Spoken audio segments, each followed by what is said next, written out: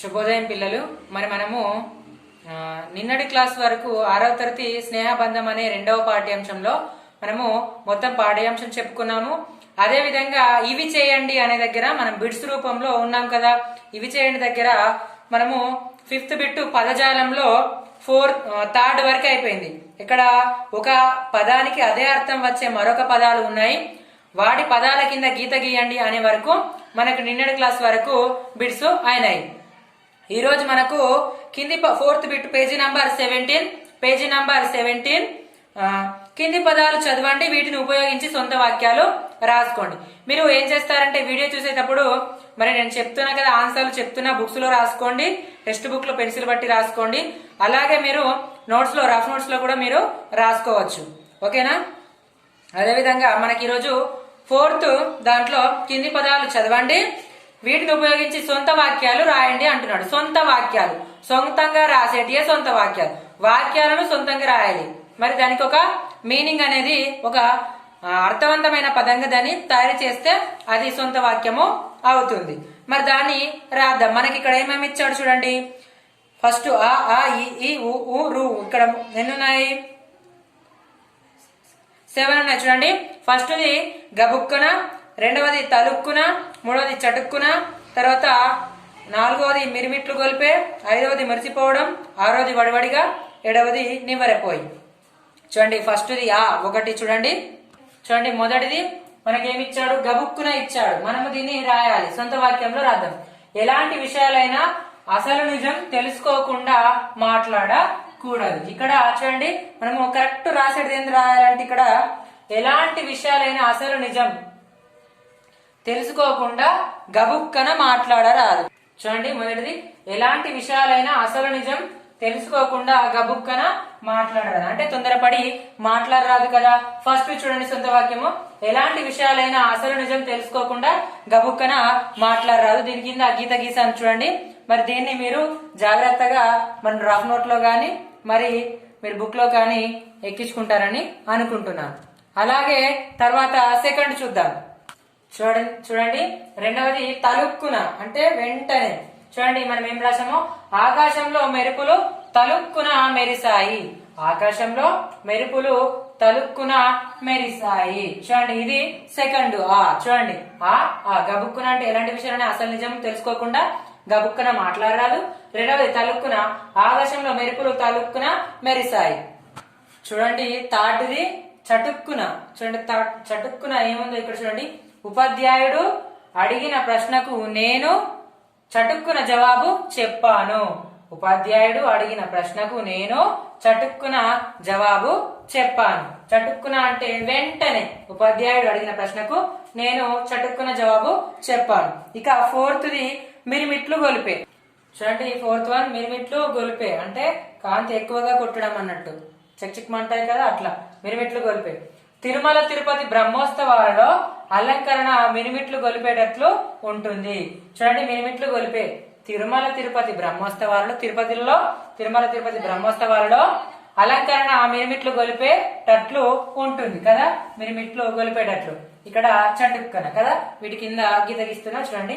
మరి పదాలు వచ్చేటట్లు మనము సొంత వాక్యాలు రాయాలి కాబట్టి ఇది సొంత వాక్యాలు. చూడండి ఇక్కడ మురిసిపోవడం. చిన్నపిల్లల ముద్దు మాటలకు తల్లిదండ్రులు మురిసిపోతారు కదా. ఇక్కడ చిన్న పిల్లల మాటలకు మరి తల్లిదండ్రులు మురిసిపోతారు. మురిసిపోవడం అంటే చిన్న పిల్లల ముద్దు మాటలకు తల్లిదండ్రులు మురిసిపోతారు. ఇది కదా 5th. ఇంకా తర్వాత 6th చూద్దాం.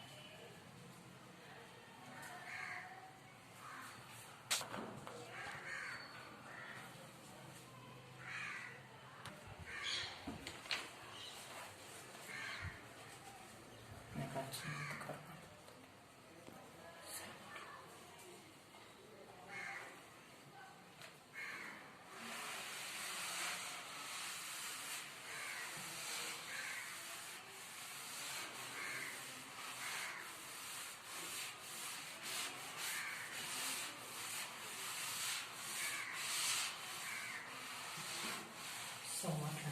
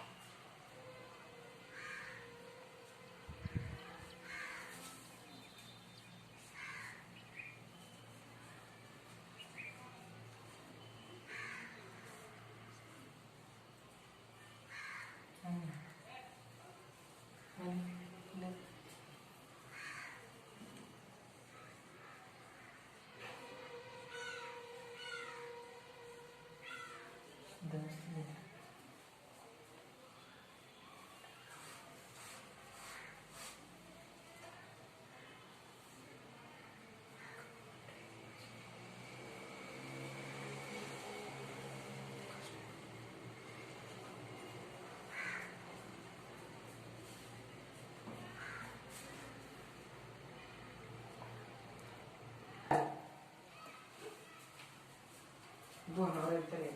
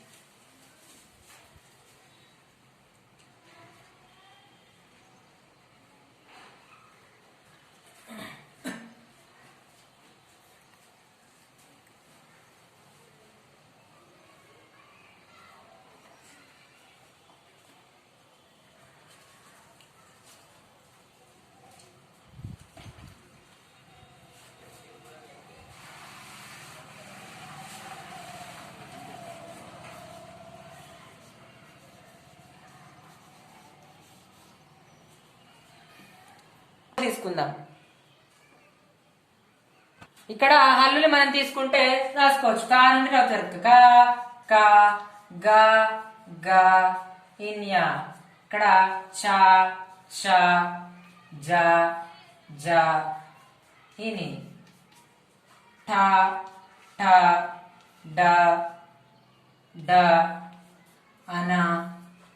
త త ద ద నా. ప ప భ భ మ య ర ల వ షే ష. ఇక్కడ లా ఇది వస్తేగా ష షే ష స హ హల అక్ష రౌతి కదా. ఇది చూడండి. మరి ఇవి హల్లులు మొత్తము యొక్క హల్లులు. ఇవన్నీ ఏంటి సార్? హల్లులు. ఇవన్నీ ఏంటి సార్? హల్లులు. మరి ఈ ఉచ్చారణ విధాన్ని బట్టి ఈ కింది భాగాలుగా చేశారు. ఏమేం చేశారో చూద్దాం. ఇప్పుడు మనము వీటిని చూద్దాం. మరి ఇందులో మీకు మూడు చాలు 3 జాలు వచ్చాయి. నేను 2 చాలే రాశాను, 2 జాలే రాశాను. మరి ఇప్పుడు వాటిని తీసేశారు కాబట్టి మనకు అవసరం లేదు. ఉచ్చారణ విధానాన్ని బట్టి హల్లుల విభాగాలు ఈ విధంగా చేశారు. చూడండి ఇక్కడ చూడండి, మనకు హల్లులు కా నుండి రౌతి వరకు మనకు. మరి చూడండి నేను అటు సైడ్ రాశాను చూడండి. మరి దాన్ని మీకు ఈజీగా ఉచ్చారణ విధానాన్ని బట్టి ఇవి ఈ విభాగాలుగా చేరాయి అంట. చూడండి ఇక్కడ మనం ఏ విధంగా పలుకుతున్నామో చూడండి. ఇక్కడ మనము ఇట్లా తీసుకుందాం, ఇట్లా నిలువులో తీసుకున్నాము, అడ్డంలో కాకుండా. కా కా గా ఇట్లా చదువుతాం కదా, ఇట్లా కాకుండా మరి ఇట్లా చూద్దాం. కా చ ఠ థ ఫ ఏ విధంగా పలుకుతున్నాను, ఏ విధంగా పలుకుతున్నాను చూడండి. మరి నేను గట్టిగా పలుకుతున్నాను కదా, కా చ ఠ థ ఫ. కాబట్టి వీటిని ఏమంటారు మీకు మొన్ననే చెప్పాను, కా చ ట త ప. వీటిని ఏమంటారు సార్, మరి ఇక్కడ రాస్తున్నాను చూడండి. కా చ ట త ప వీటిని ఏమంటారంటే సరళాలు, పరుషాలు అంటారు. వీటిని ఏమంటారు సార్, సారీ దీన్ని వీటిని పరుషాలు అంటారు. కా చ ట త ప వీటిని ఏమంటారు సార్, పరుషాలు అంటారు. మంచిగా గుర్తు పెట్టుకోండి. ఇట్లా అడ్డంగా తీసుకోండి, నిలువులా తీసుకోండి. కా చ ట త ప వీటిని ఎందుకు ఇట్లా తీసుకోవాలా సార్ అంటే ఇవి ఉచ్చారణ బట్టి, అంటే ఏ విధంగా పలుకుతున్నాము కదా. మరి ఇలా క ఖ గ ఘ ఇన్యా ఇలా కాకుండా ఇట్లా ఒకసారి తీసుకుందాం. క చ ఠ త ప. కాబట్టి వీటిని అల్ప ప్రాణాలు అని కూడా అంటారు. ఇంకా తర్వాత మరి ఇవి తీసుకుందాం. మరి వీటిని ఇడిసపెడదాం. వీటిని తేలిగ్గా పలుకుతాం కాబట్టి ఖా దీర్ఘం తీస్తున్నాం కాబట్టి వీటిని తర్వాత చూద్దాం మళ్ళీ. గ జ డ ద బ, గ జ డ ద బ. మరి వీటిని తీసుకుందాం. వీటిని సింపుల్ గా పలుకుతున్నాం, ఇవి కొంచెం కఠినంగా పలుకుతున్నాం కదా. క చ ట త ప, క చ ట త ప కొంచెం హార్డ్ గా అంటే కఠినంగా పలుకుతున్నాం. గ జ డ ద బ వీటిని తేలిగా పలుకుతున్నాం చూడండి. గ జ డ ద బ. వీటిని ఏమంటారంటే సార్ సరళాలు, సరళంగా పలుకుతున్నాం కదా, సరళాలు అని అంటారు. వీటిని ఏమంటారు సార్, కాచాట తాపాలను పరుషాలు. అంటే వీటిని కఠినంగా పలుకుతున్నాం కాబట్టి మీరు పరుషాలు, సరళంగా పలుకుతున్నాం కాబట్టి గజ వీటిని సరళాలు అంటారు. ఇవి రెండుటిని కలిపి ఏమంటారంటే అల్ప ప్రాణాలు అంటారు. అల్ప ప్రాణాలు అంటారు. అల్పం అంటే తక్కువ ప్రాణం ఉన్నటువంటి అక్షరాలు అన్నమాట. తక్కువ ప్రాణాలు ఉన్నటువంటి అక్షరాలు. కాచాట తాపాలు వీటిని పరుషాలు అంటారు. గజాడ దబాలు వీటిని సరళాలు అంటారు. వీటిని ఎన్నుండి కలిపి అల్ప ప్రాణాలు అంటారు. ఇక మిగతా ఉన్నాయి చూసిండ్రా, మిగతా చూడండి. క చ ఠ, ఇంకా జ ఢ ద భ భ భ. చూడండి క చ ఠ థ ఫ. చూడండి ఇంకేమున్నాయి ఇక్కడ, ద థ ద ఫ ఫ. ఇక్కడ ఫస్ట్ ఏ తీసుకుందాం మరి, ఓకేనా.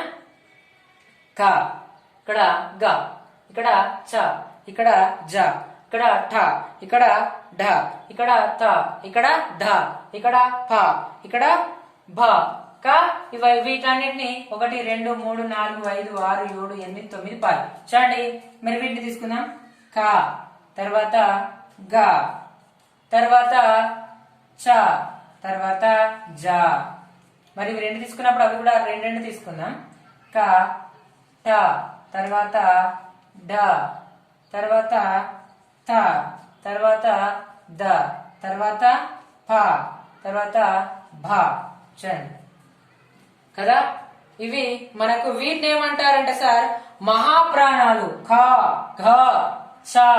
చూడండి కదా, ఇక్కడ ఠ అన్ని జట్క. ఖ, గ, చ, జ, ఠ, ఢ, ధ, ధ, థ, ధ, ప, భ అన్ని జట్కా బార్గ్, జట్కా అక్షరాలు. అంటే కింద ఉన్నట్టు జట్కాలు అంటారు కదా. వీటిని ఇట్లా గట్టిగా ఒత్తి పలుకుతున్నాం, చాలా ఒత్తిగా పలుకుతున్నాం కాబట్టి వీటిని మహాప్రాణాలు. వీటిని సింపుల్ గా పలుకుతున్నాం, వీటినేమో సింపుల్ గా పలుకుతున్నాం కదా. వీటినేమో సింపుల్ గా పలుకుతున్నాం. కాచాట తాప పరుషాలు, గజాడ దబ సరళాలు. వీటన్ని కలిపి అల్పంగా అంటే చాలా సింపుల్ గా పలుకుతున్నాం వీటికంటే. ఇవి చూడండి ఖ, ఘ, చ, జ, ఠ, ఢ, థ, ద, ఫ, భ ఒత్తి పలుకుతున్నాం కాబట్టి వీటిని మహాప్రాణాలు వర్గయుక్కులు అంటారు. మహాప్రాణాలు. చూడండి మహాప్రాణులు లేదా మహాప్రాణాలు అంటారు. వీటికి ఇంకొక పేరు వర్గయుక్కులు. వర్గయుక్కులు అని పేరు. వీటన్నిటికీ వర్గ ఎక్కులు అని కూడా పేరు. క ఖ చ ఝ ట ఠ ద థ ప ఫ వీటిని మహాప్రాణులు అంటారు. వర్గ ఎక్కులు కూడా అని అంటారు. ఇక మరి ఇవైపోయినాయి సార్, ఇవైపోయినాయి సార్, ఇవైపోయినాయి, ఇవైపోయినాయి, ఇవైనాయి, ఇవైనాయి కదా. మరి చూడండి, ఇవైపోయినాయి, ఇవైపోయినాయి కదా. మరి మిగతా ఇవి మిగిలినాయి కదా. మరి ఇవి మిగిలినాయి కదా. మరి వీటి ఏంటియో ఇప్పుడు చెప్దాం. చూడండి, కాచాట తప పరుషాలు, గజాడ దబ సరళాలు, వీటన్నిటి కలిపి అల్ప ప్రాణాలు అంటారు. ఎందుకంటే సింపుల్ గా పలుకుతున్నాను కాబట్టి. ఇక్కడ చూడండి, క గచాట జ ఠ డ ద ద ఫ భ వీటిని మహాప్రాణాలు అంటారు. ఒత్తి పలుకుతున్నాను, గట్టిగా పలుకుతున్నాను కాబట్టి వీటికి మహాప్రాణాలు అని పేరు, లేదా వర్గ ఎక్కులు అని పేరు. మిగతా మిగిలిపోయిన వాటిని ఏమంటారో చూద్దాం. ఇక్కడ చూడండి, ఇక్కడ మిగిలిపోయిన కింద చూద్దాం, ఇవి తర్వాత చూద్దాము. యా రా లా వా చూడండి, యా రా లా వా వీటిని ఏమంటారంటే అంతస్తాలు అంటారు. చూడండి, యా రా లా వా వీటిని ఏమంటారంటే అంతస్తాలు, అంతస్తాలు అని అంటారు. మీకు ఇంకా పై తరగతులకు వస్తే ఇంకా చాలా బాగా మనం ఏ భాగం నుంచి మనం ఏ పదాన్ని పలుకుతున్నాం, మన గొంతులో నుంచి, మన నోటిలో నుంచి, తాళవ్యాలు పెదవుల నుంచి, మన చెంపల నుంచి, మన బుగ్గల నుంచి, ఇంకా డిఫరెంట్ డిఫరెంట్ గా మనకు ఏ విధంగా పలుకుతున్నామో తెలుస్తుంది. ఇవి అంతస్తాలు. అంతస్తాలు అంటే ఇక్కడ మన పై భాగంలో నుంచి వస్తాయన్నమాట. చూడండి, యా రా లా వా చూడండి, యా రా అంతస్తాలు అంటే వీటిని అంతస్తాలు అంటారు. మీకు పై తరగతి మంచిగా చెప్తాను చూడండి, వీటిని అంతస్తాలు అంటారు. ఇక ఇంకా మిగిలిపోయిన ఏంది, శేష సహ కదా.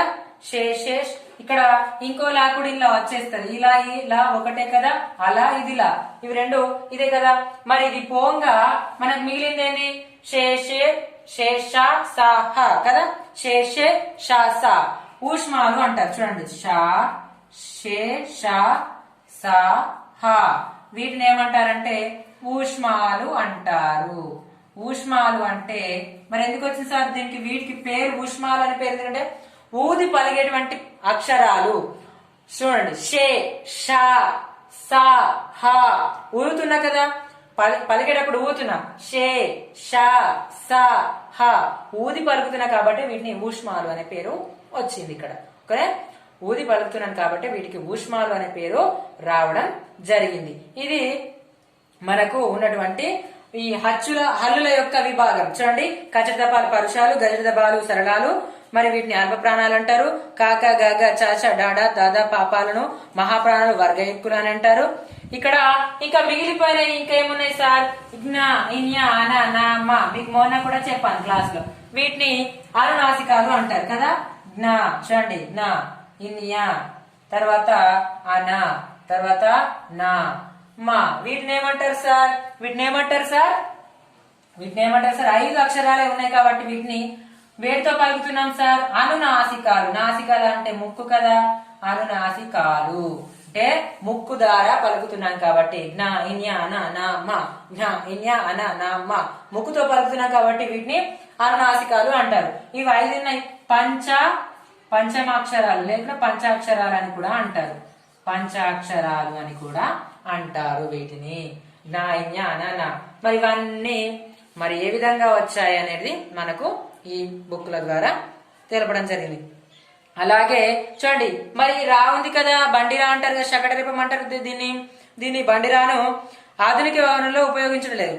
దీనికి బదులుగా రాను వాడుతున్నారు. మరి ఈ రాకు బదులు ఈ రానే వాడుతున్నారు కదా, ఈ రాకు బదులు ఈ రానే వాడుతున్నారు కాబట్టి ఉపయోగించడం లేదు. అట్లాగే చాచా, ఇంకా ఇప్పుడు చెప్పాను కదా 3 చాలు 3 జాలు ఉన్నాయి ఇంతకు ముందు చెప్పారు, వాటిని కూడా వాడతలేరు కాబట్టి వీటి కానుకంలో ఇక్కడ చా ఒకటే చా వాడుతారు, ఇక్కడ జా అనేది ఒకటే జా అనేది వాడుతున్నారు. ఇక ఉభయాక్షరాల గురించి చెప్పుకుందాం. చూడండి, ఉభయాక్షరాలు ఏంటి సార్, 0 అర 0 విసర్గ, 0 అర 0 విసర్గ కదా. మరి వీటిని అచ్చులతో హల్లులతో కలిపితేనే వీటిని ఉభయాక్షరాలని వ్యవహరిస్తారు. ఉభయాక్షరాలు ఎందుకంటారంటే అచ్చులు అక్కడ, హల్లులు ఇక్కడ, అవి 2 పదాలతోటి. ఇప్పుడు అంతం ఉంది కదా, అంతం ఉంది కాబట్టి ఇక్కడ 0 వాడాను, ఇక్కడ విసర్గ వాడాను కాబట్టి ఇవి 2 వాడితేనే వీటిని ఉభయాక్షరాలుగా వీటి 3కి పేరు రావడం జరిగింది. ఇది ఉభయాక్షరాల గురించి. మరి అరసున్నా గురించి మీకు అక్కడక్కడ పై క్లాస్ లో పద్యాల దగ్గర అక్కడక్కడ అరసున్నా వస్తుంది. ఇది గ్రాంధిక భాషలు అంటే సంస్కృతంలోనే ఎక్కువ వాడతారు, మన తెలుగులో తక్కువ వాడతారు, అక్కడక్కడ వాడతారు. విసర్గ పదాలకు సంస్కృత పదాలు మాత్రమే అవసరమైతాయి కాబట్టి ఈ అరసున్నాను మాత్రము ఎక్కువగా వాడరన్నమాట. ఇక ఇక్కడ చూడండి, మనకు లాస్ట్ బిట్ లో కింది వాక్యాల్లో చూడండి, ఫస్ట్ దాంట్లో ఇక్కడ ఉంది పేజీ నంబర్ 19 లో ఈ కింది వాక్యంలో పరుషాలను గుర్తించి వాటి కింద గీయండి. పరుషాలు అంటే మీకు ఏం చెప్పండి ఇంతకు ముందే, కాచాట తాపాలు. ఇక్కడ కచట తపాలు ఇక్కడ ఉన్నాయి చూడండి. ఇక్కడ కష్టపడి చదివితే ఫలితం తప్పక వస్తుంది. ఇక్కడ కా, ఇక్కడ చ, ఇక్కడ ఠ, ఇక్కడ ఏమనుందా కాచాట ట ప. చూడండి ఇక్కడ ఎన్ని వచ్చాయి చూడండి, కచట తపాలు క చ ప ట త. ఇక్కడ కూడా కా వచ్చింది చూడండి, క చ ప త క. ఇక్కడ ఇన్ని పదాలు వచ్చాయి. వీటి కింద గీత గీసుకోండి. ఇక తర్వాత దీనిపైన గీత గీసుకుంటే గీసుకోవచ్చు, లేకుంటే లేదు. ఒక కా వచ్చింది, ఒక పా వచ్చింది కాబట్టి ఒక్కొక్కటి పెట్టుకుని నడిస్తే రెండు పెట్టుకున్నా ఏం కాదు. ఇక పరుషాలు కచట తపాలు కాబట్టి మనం ఇక్కడ గుర్తించేసాం. ఇక్కడ కింది వాక్యంలో పరుషాలు గుర్తించి వాటి కింద గీత కింద అయిపోయింది. ఇంకా తర్వాత కింది మాటల్లో సరళాలతో మొదలైన పదాలు, సరళ పదాలు. ఇక్కడ చూడండి, ఇక్కడ బా సరళ పదం కదా, తర్వాత ఇక్కడ జ సరళ పదం కదా, తర్వాత ఇంకా ఇంకేమున్నాయి ఇక్కడ ద, ఇక్కడ సరళ పదం కదా, ఇంకా తా కూడా దళం, ఇక్కడ గాలి, గాలి కూడా సరళ పదమే కదా. తర్వాత డబ్బు, ఇక్కడ డా ఒకటి, ఇక్కడ ఫస్ట్ పదానికి చేసుకోమంటున్నాడు. ఓకే, బా గ జ ద. ఇక్కడ తలుపుకు అవసరం లేదు, కాలుకు అవసరం లేదు, డాగు ఒకటి సరిపోతుంది. గలం గా. చూడండి సెకండ్ అయిపోయింది కదా. ఇక్కడ తర్వాత థర్డ్ ఏమంటాడు, కింది మాటల్లో అంతస్తాలను. మనకు అంతస్తాలు ఇక్కడ ఏంటి, యా రా లా వాలు కదా. మరి యా రా వాళ్ళను గుర్తిద్దాం. ఇక్కడ యా, ఇక్కడ రా, ఇక్కడ లా, ఇక్కడ వా ముందు ఇక్కడ వా ఒకటి తీసుకున్నాం ఇక్కడ. ఓకేనా, వా లా, ఇక్కడ వేల అవసరం లేదు, కళ కూడా అవసరం లేదు. ఇక్కడ చూడండి కదా, ఇక్కడ ఈ పదాలు అంతస్తారు. ఇక చివరిది కింది వాక్యంలో ఊష్మాలను గుర్తించాడు. ఊది పలికేవి ఏంటి సార్, ఇది చెప్పాలి కదా ఇంతకుముందే. షే షా సా హ. ఇక్కడ షే షా షా, ఇక్కడ చూడండి షే ఉంది. ఇక్కడ ఇంకేముంది,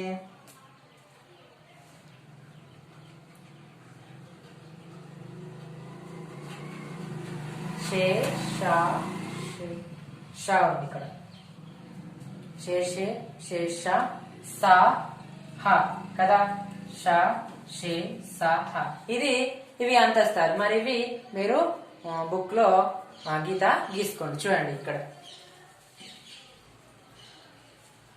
ఇంతటితో మన 6వ తరగతి 2వ పాఠ్యాంశం కూడా మొత్తము అయిపోయింది. బిట్స్ కూడా మీకు మొత్తం వివరంగా చెప్పాను. కాబట్టి మీరు అందరూ నోట్స్ లో రఫ్ నోట్స్ లో రాసుకోండి. అలాగే టెక్స్ట్ బుక్ లో కూడా పెన్సిల్ బట్టి రాసుకోండి. మరి తర్వాత క్లాస్ లో 3వ పాఠ్యాంశం వర్షం లెసన్ లో కలుద్దాం.